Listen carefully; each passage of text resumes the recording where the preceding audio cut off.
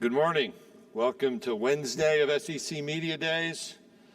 A year ago was the day we were the center of breaking news. My goal today is to not break any news on Wednesday of SEC Media Days, trying to bring a smile to your face. Before I introduce Sam Pittman, I do want to acknowledge somebody who's back behind the curtain just by happenstance. I failed to do so. In the spring, we hired David Cutcliffe as what's called a special advisor to the commissioner. It is actually the title that Joe Torre has in Major League Baseball. And we spent a number of years looking for someone who could work in our office, who had been in locker rooms, traveled the roads recruiting young people, who'd actually lived the game of football. And we're really happy to bring David on board, obviously changing his direction after the fall season of 2021, created an opportunity for the Southeastern Conference and to bring him back home, if you will. And I know he's been busy visiting with folks, but I wanted to identify him, recognize David, thank him for his work already, and offer him as a point of conversation for each of you. That said, we're here for me to introduce Sam Pittman, who's entering his third year as head coach of the Arkansas Razorbacks. Last year, the Razorbacks won 9 games. That is more than they won in the 3 previous years combined, so it shows the progress the Razorback program under Sam's leadership. That ended with a win in the Outback Bowl over Penn State, over Big Ten member Penn State in the Outback Bowl. Arkansas finished the season ranked 21st in the AP poll, 20 in the USA Today Coaches Bowl. The first time since 2011 they ended the season ranked in one of those polls. For the first time in history, the Hogs captured all 3 of the program's trophy games, so that's the Southwest Classic, winning at LSU for the Golden Boot, and then beating Missouri for the Battle Line Rivalry Trophy. Also a victory when they renewed what is a historic rivalry with the University of Texas, one we'll see more in the future. Sam has in his office a functioning jukebox. That is real and verified. And it's my privilege to introduce the head coach of the Arkansas Razorbacks, Sam Pittman.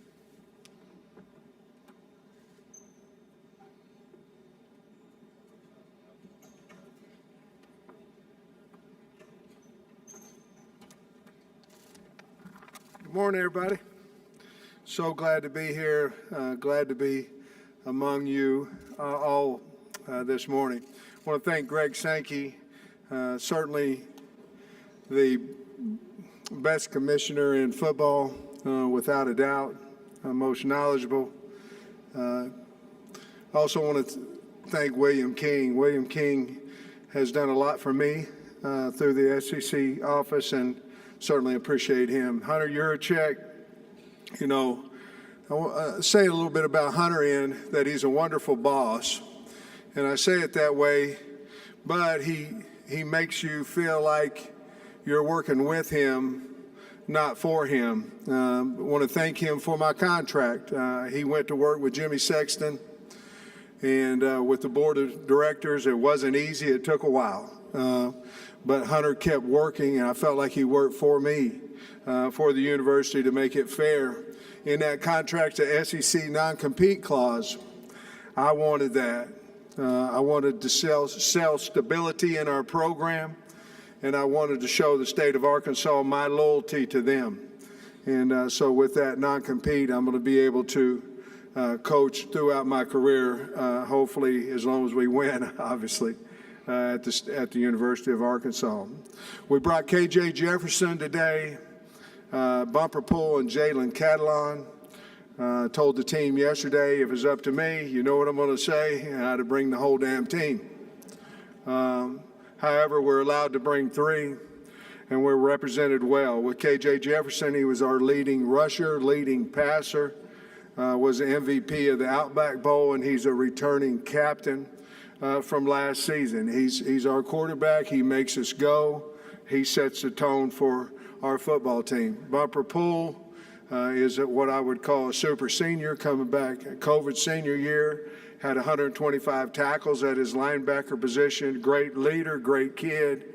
I believe if he stays healthy, I believe he'll be the all-time leading tackler in the history of the University of Arkansas. Jalen Catalon we brought along as well. He was a captain last year for us, as we all know. He was hurt halfway through the season, went ahead and had some surgery on his shoulder. He's the leader of the secondary.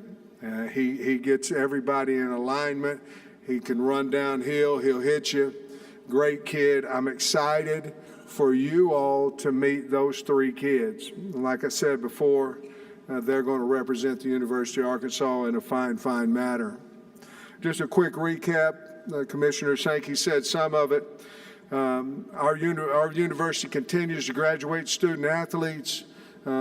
Chris Evans, Felicia Sane, their crew in academics. We've graduated 100% of our football athletes who have exhausted their senior year of eligibility ever since I've been there. Most wins by the program since 2011, finished ranked in the top 20 in the coaches poll, won 4 trophies. That was a big deal to our football team, big deal, to have all 3 of our rivalry trophies and certainly the Outback Bowl trophy. No one on our team had ever had one of those trophies, and we were fortunate to have all 3 of them. We led the Power 5 in rushing.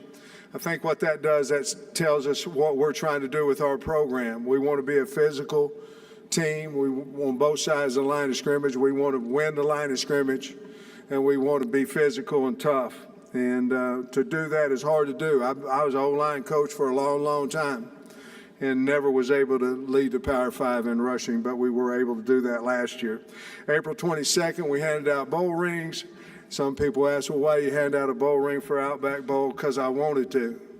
And because it's something that nobody on our team had accomplished.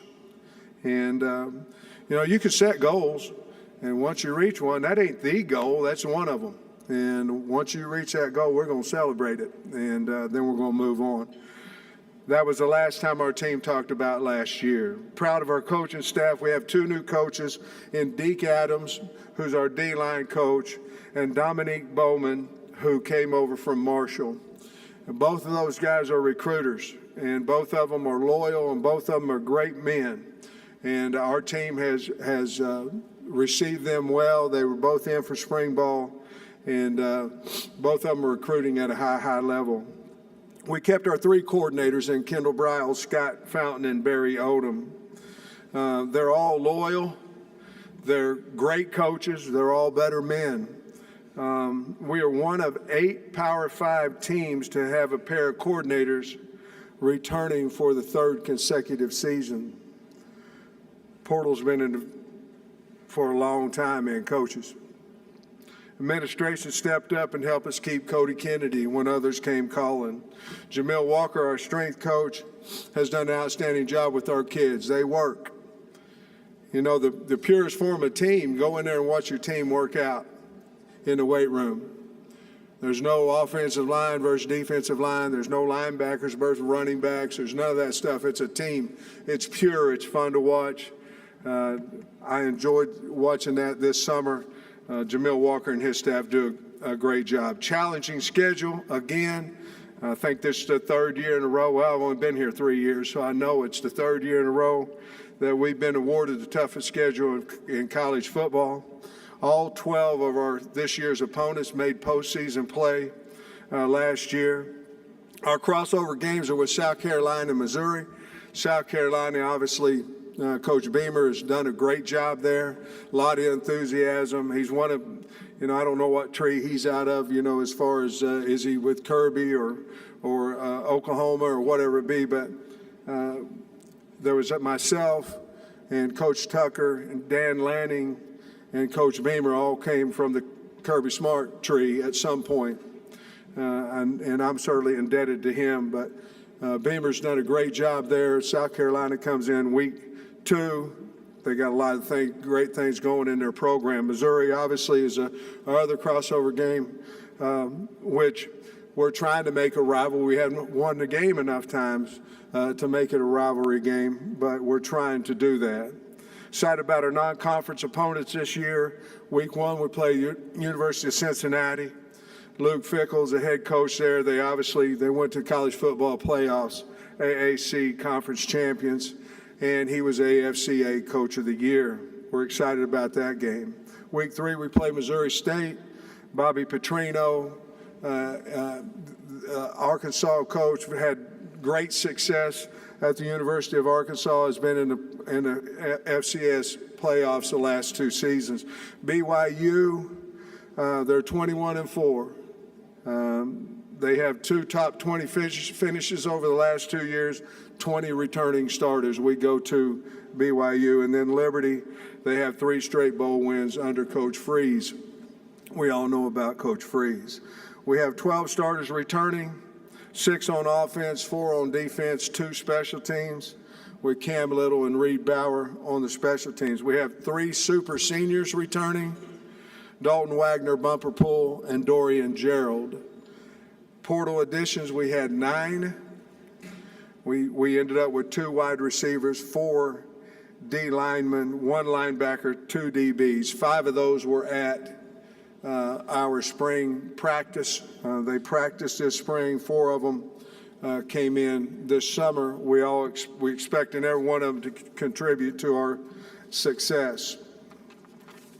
We'd like our program to reflect our state, the great state of Arkansas.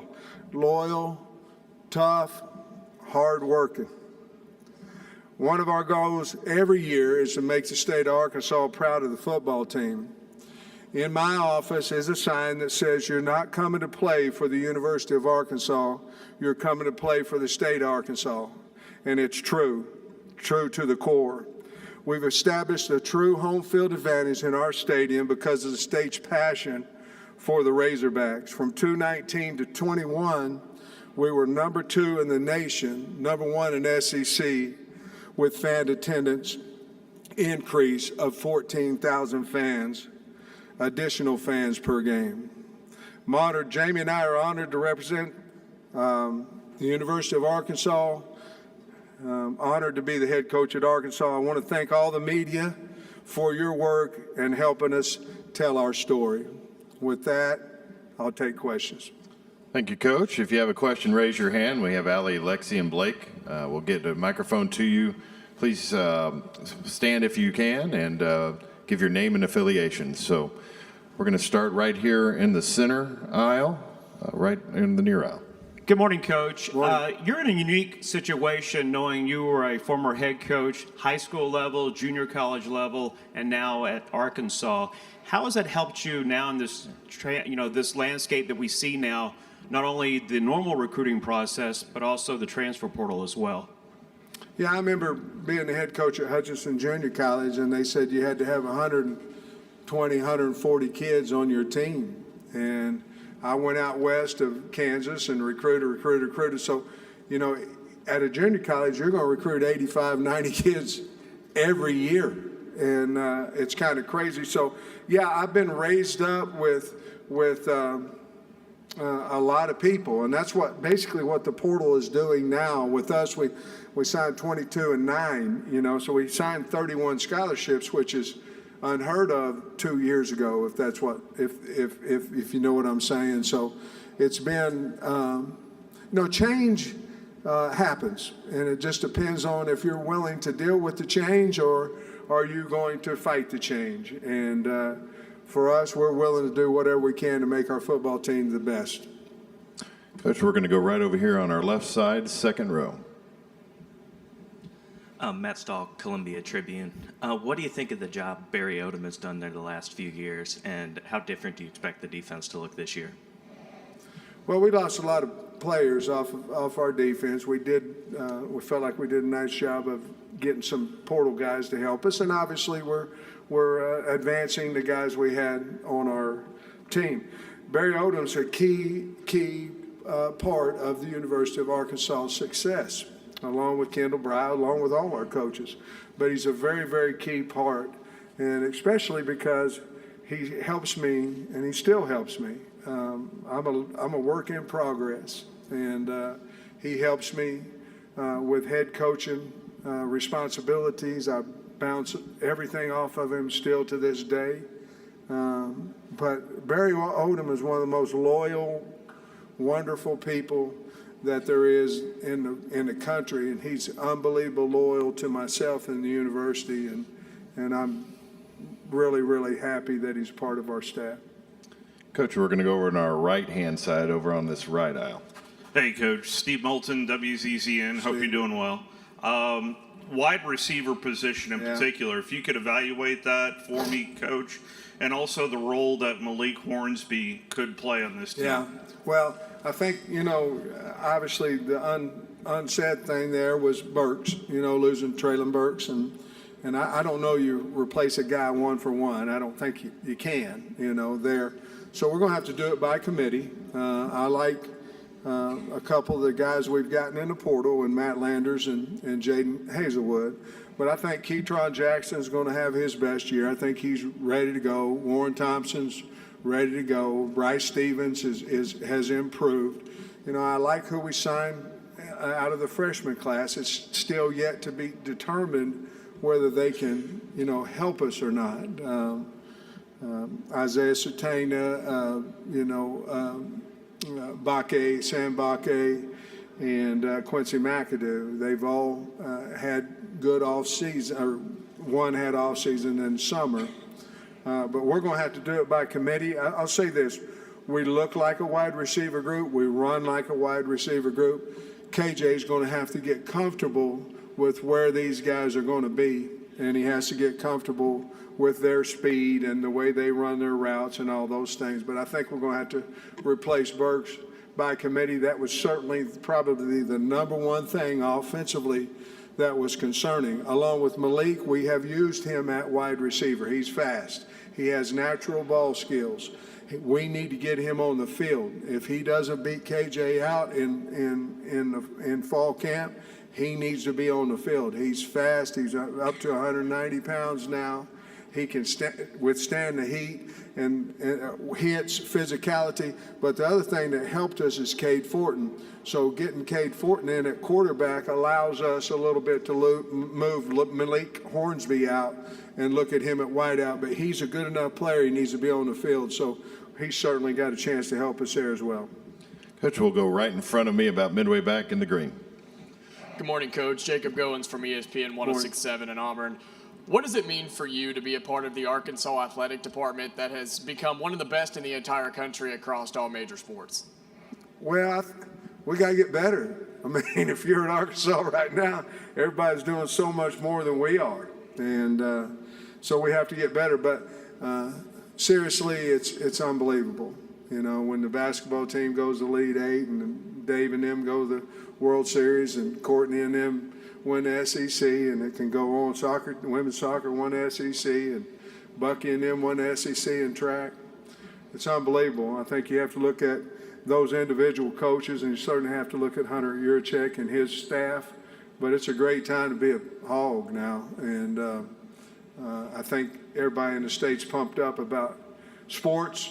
You can see that in ticket sales and revenue of those things as well. And I'm certainly excited to be a part of it. Coach will go same section right in front of me, 4 rows back. Kirk.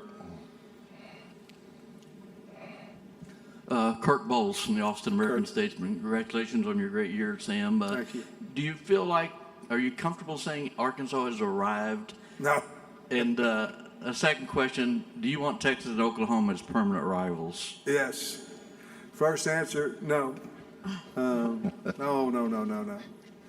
Arkansas is just trying to compete. We're trying to get better. We're trying to, we're trying to fight hard. We're trying to work hard.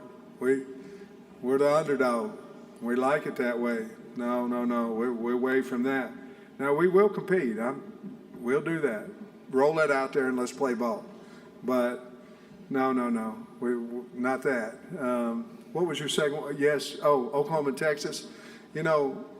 It was fun playing Texas last year. Obviously, it was 1 year, and we had a nice game against them and those things. I have a lot of respect for Coach Sark and the Longhorns. Oklahoma would be another rival that would be pretty cool.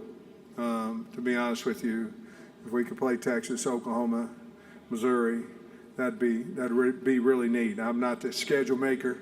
I'm just a football coach. But to answer your question, that'd be a really cool deal growing up in the state of Oklahoma. Coach, we're going to go over here to the right in the middle. Connor O'Gara, Saturday Down South.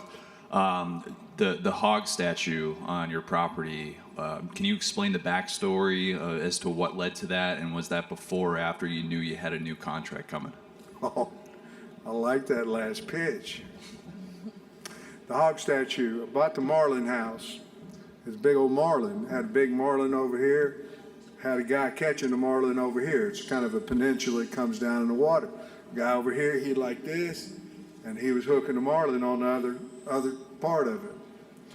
Well, we bought it. Jamie and I bought it on August 1st, and August 3rd, the storm came through, knocked the marlin down.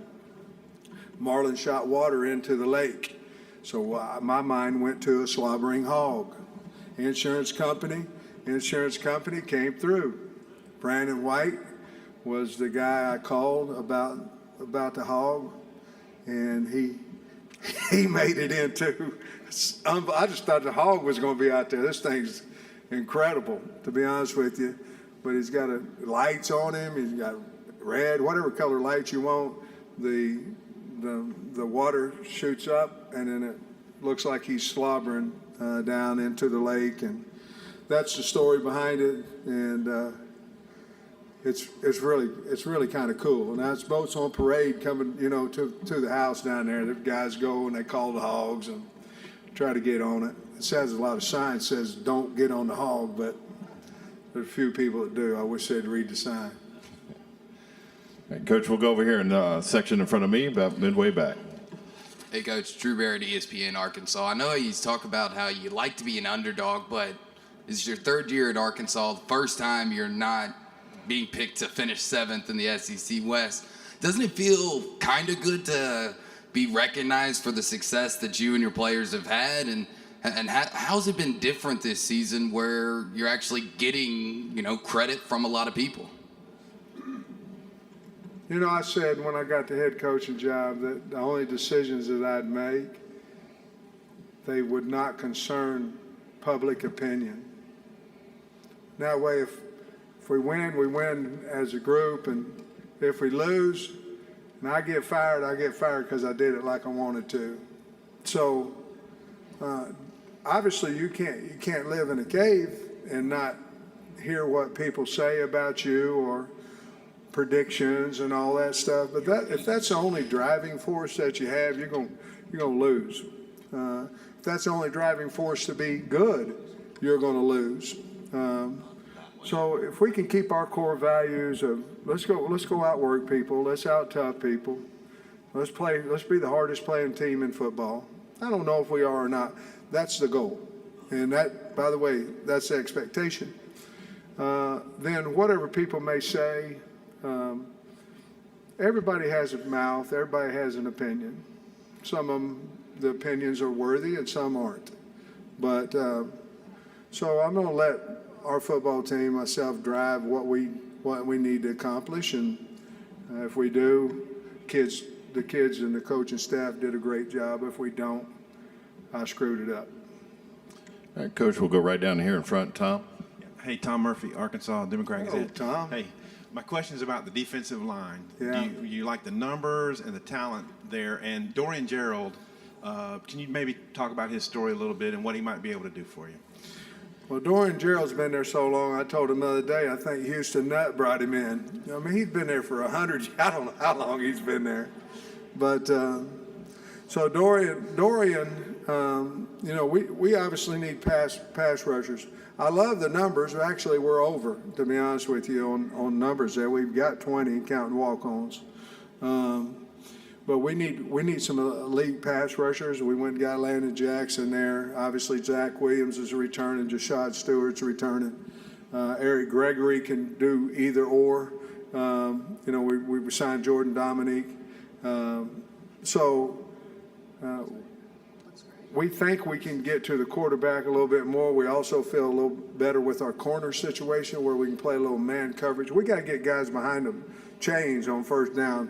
We did better last year. We have to continue to get better. Having man-to-man corners is going to help you do that. But I feel a lot better. Isaiah Nichols on the inside, Cam Ball. Obviously, losing Torian Carter for a whatever the period of time it is hurt us. He was having a wonderful spring. But other than that, I feel good. Terry Hampton coming in, I feel good about Taylor Lewis, some of those guys, and we'll see what happens. But I think we'll be much better on the D-line than we were a year ago. Coach, we're going to go over on our left-hand side on the far aisle.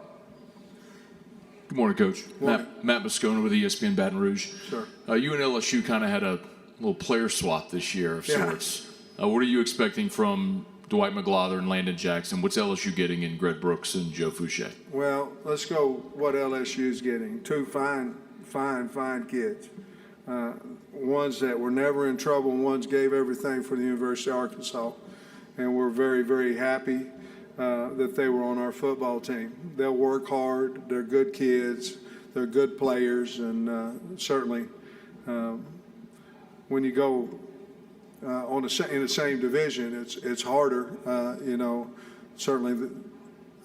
But great kids, great parents, and Coach Kelly got two fine football players. For us, Dwight McLaughlin is a guy we think can play man-to-man cover corner. More importantly, he thinks he can play man-to-man cover corner, and he can. He's long.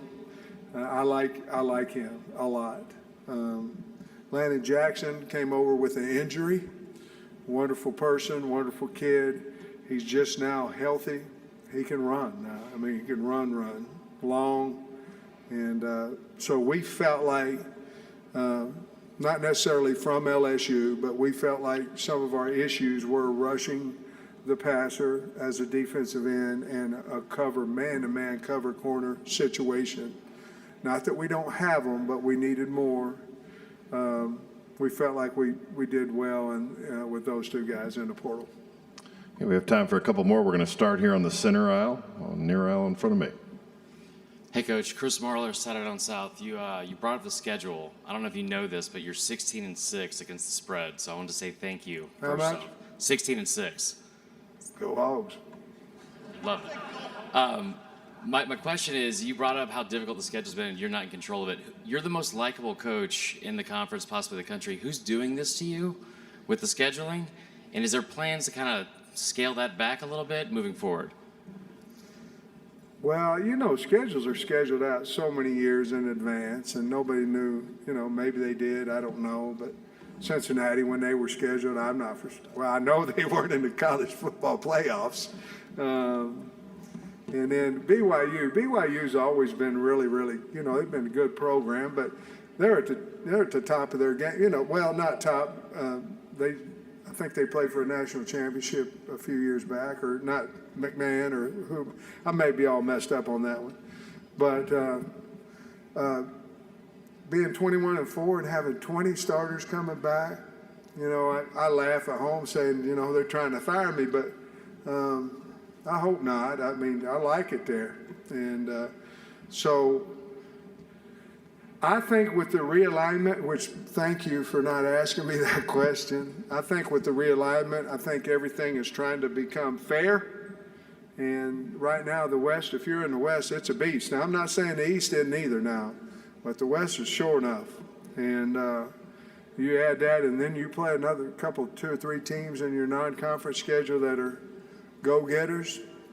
It's hard. It's hard to maintain. Last year we went 4-0, and then, somebody said, well, you're not going to be able to slip up on anybody. Well, we didn't slip up on Georgia last year either. I think they knew we was coming in there. And so I don't know. At one point, I'm hoping that it'll ease up a little bit, but right now it hasn't. Mitch, we'll take one final question over to our right on the edge. Ken. Good morning, Coach. Ken Capps from Football Writers of America. Okay. After the beating of Texas last year, what message do you have for the Oklahoma and Texas fans coming over to the SEC? And also, what are the most played songs on your jukebox in your office? We love you, Texas and Oklahoma. Can't wait for you to come over. We got a great place. I don't know what to tell them. I mean, OU, as a kid, rooted for the Sooners when I was a young kid till I moved over to Eastern Oklahoma, where I became a Razorback fan. Storied football program. You know, we're having recruiting battles with them right now. Thank the Lord. And because before we couldn't get in the door. But we're having recruiting battles. We are having recruiting battles with Texas. I'm not telling you we're whipping them or anything like that. I'm telling you we're in the conversation. So it's so close, you know, and you have two storied programs there, but I would tell them that what they already know. It's a hell of a league, and it's about big people and fast people. You know, it's just not any different probably than the Big 12, but consistently each week you better have some depth. And those guys are great coaches over there at Texas, Oklahoma. They know that. And the most thing on my jukebox, the most played thing right now is a little Stevie Nicks. You know, I love her. And I don't know her. I don't mean that, you know, I hope Jamie didn't hear me say that. I mean, but I like her, you know, and I like Fleetwood Mac.